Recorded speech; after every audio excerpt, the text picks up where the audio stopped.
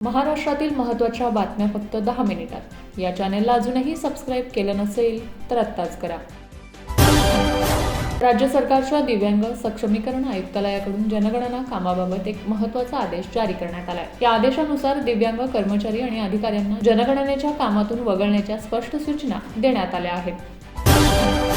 तलाठी भरतीबाबत सरकारने good news दिली आहे. तब्बल 1700 जागांसाठी तलाठी भरती होणार आहे. प्रशासनाने सर्व विभागीय आयुक्तांना 8 मे पर्यंत मागणीपत्र सादर करण्याचे आदेश दिले आहेत. विशेष म्हणजे ही परीक्षा MPSC मार्फत घेतली जाणार आहे. थलपती विजय हे उद्या तमिळनाडूच्या मुख्यमंत्री पदाची शपथ घेणार आहेत. थलपती विजय यांची विधिमंडळ गटनेता म्हणून एकमताने निवड करण्यात आली आहे. उपमुख्यमंत्री सुनेत्रा पवार आज दिल्ली दौऱ्यावर आहेत. पोटनिवडणुकीत विजयी झाल्यानंतर त्या पहिल्यांदाच दिल्ली दौऱ्यावर जात आहेत. तर आज त्या राज्यसभेचा राजीनामा देणार असल्याचं सांगितलं जात आहे. नसरापूर अत्याचार प्रकरणी येत्या 15 दिवसात आरोपपत्र दाखल होणार आहे. यासाठी विशेष पथकाकडून फिर्यादी आणि आरोपींच्या नातेवाईकांचे जबाब नोंदवण्याचे काम वेगात सुरू आहे. महाराष्ट्रात भारतीय जनता पक्षाने संघटनात्मक पातळीवर मोठा निर्णय घेत राज्यभरात समन्वयक, संयोजक आणि सहसंयोजक यांच्या नियुक्त्या जाहीर केल्या आहेत. येत्या काळात पक्षाचे समन्वय आणि विविध कार्यक्रमांची प्रभावी अंमलबजावणी करण्याची जबाबदारी नव्या पदाधिकाऱ्यांवर सोपवण्यात आली आहे. प्रदेश अध्यक्ष रवींद्र चव्हाण यांनी याबाबतचे पत्र प्रसिद्ध केले आहे. मुंबई विभागासाठी राजेश पांडे यांची समन्वयक म्हणून नियुक्ती करण्यात आली आहे. ठाणे कोकण विभागात योगेश सागर यांच्यावर समन्वयकाची जबाबदारी सोपवण्यात आली असून प्रमोद जतार संयोजक तर संजय वाघुळे सहसंयोजक असतील.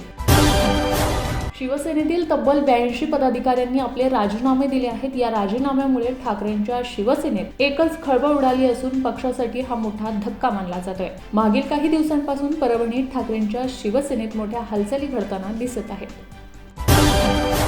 भक्तांची लूट करून त्यांचा आर्थिक फायदा करून घेणाऱ्या विकृत भोंदू अशोक खरात याच्या भोवती ईडीने तपासाचा फास घट्ट करायला सुरुवात. ईडीने केलेल्या प्राथमिक तपासात अशोक खरात याच्या नियंत्रणात असलेल्या बँक खात्यांमध्ये धक्कादायक माहिती समोर आली आहे. जवळपास 60 बँक खात्यांमध्ये कोट्यवधी रुपये जमा करण्यात आल्याचे ईडीच्या तपासात समोर आले. ईडीने एप्रिलच्या पहिल्या आठवड्यापासून आर्थिक गैरव्यवहारांचा तपास सुरू केला आहे. भारतीय अंतराळ क्षेत्रात एका नव्या अध्यायाची सुरुवात झाली असून एका खाजगी स्टार्टअपने थेट जागतिक स्तरावर आपली मोहर उमटवली आहे. बेंगळुरू स्थित गॅलेक्सिया या अंतराळ स्टार्टअपच्या मिशन दृष्टी उपग्रहाचे यशस्वी प्रक्षेपण करण्यात आले. या ऐतिहासिक यशाबद्दल पंतप्रधान नरेंद्र मोदी यांनी कौतुक केले असता जगातील सर्वात श्रीमंत व्यक्ती असलेल्या इलॉन मस्क यांनी देखील अभिनंदन म्हणत भारतीय तिरंगा इमोजी पोस्ट करून भारताचे कौतुक केले आहे. रत्नागिरी जिल्ह्यातील दापोली तालुक्यातील मुरुड येथील वादग्रस्त साई रिसॉर्ट प्रकरणी मोठी अपडेट समोर आली आहे. खेड येथील अतिरिक्त जिल्हा व सत्र न्यायालयाने शिवसेना नेते तथा रत्नागिरीचे माजी मंत्री अनिल परब यांच्यासह सर्व आरोपींची निर्दोष मुक्तता केली आहे. गेल्या काही वर्षांपासून राज्यभरात चर्चेत असलेल्या या प्रकरणावर अखेर पडदा पडला आहे. पंजाबमध्ये 2 वेगवेगळ्या ठिकाणी झालेल्या स्फोटामुळे राज्यात हाय अलर्ट जारी करण्यात आलाय. जालंधरमधील BSF मुख्यालयाबाहेर आणि अमृतसर जवळील खासा कॉन्टोनमेंट परिसराजवळ हा स्फोट झालाय. मंगळवारी काही तासांच्या फरकाने 2 ठिकाणी अशा घटना घडल्या असल्याने पोलिसांनी हाय अलर्ट जारी केलाय. 5 राज्यांच्या निवडणुका होताच मोदी सरकारच्या कॅबिनेटने निर्णयांचा धडाका लावलाय. पंतप्रधान नरेंद्र मोदी यांच्या अध्यक्षतेखाली कॅबिनेट बैठकीत अनेक महत्त्वाचे निर्णय घेण्यात आले आहेत. कृषी, टेक्नॉलॉजी आणि मेक इन इंडियाशी संबंधित अनेक निर्णय घेण्यात आले आहेत.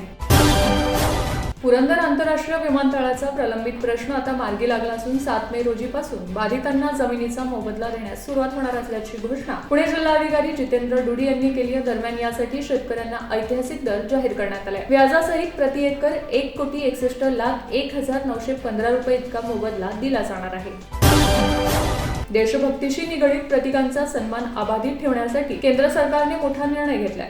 वंदे मातरम या राष्ट्रीय गीताचा अपमान करणाऱ्यांविरोधात कठोर कारवाई करण्यासाठी केंद्राने राष्ट्रीय सन्मानाचा अपमान प्रतिबंधक कायदा 1971 या कायद्यात महत्त्वपूर्ण सुधारणा करण्यास मंजुरी दिली आहे. केंद्रीय मंत्रिमंडळाच्या 5 मे रोजी झालेल्या बैठकीत हा निर्णय घेण्यात आलाय. प्रधान नरेंद्र मोदी यांच्या नेतृत्वाखाली केंद्र सरकारने देशातील उद्योग क्षेत्राला आर्थिक बळ देण्यासाठी emergency credit line guarantee scheme 5.0 ला मंजुरी दिली आहे. केंद्रीय मंत्रिमंडळाच्या बैठकीत हा महत्त्वाचा निर्णय घेण्यात आला. या योजनेमुळे सूक्ष्म, लघु व मध्यम उद्योगांसह इतर विविध क्षेत्रातील उद्योगांना मोठा दिलासा मिळणार असल्याचे मानले जात आहे.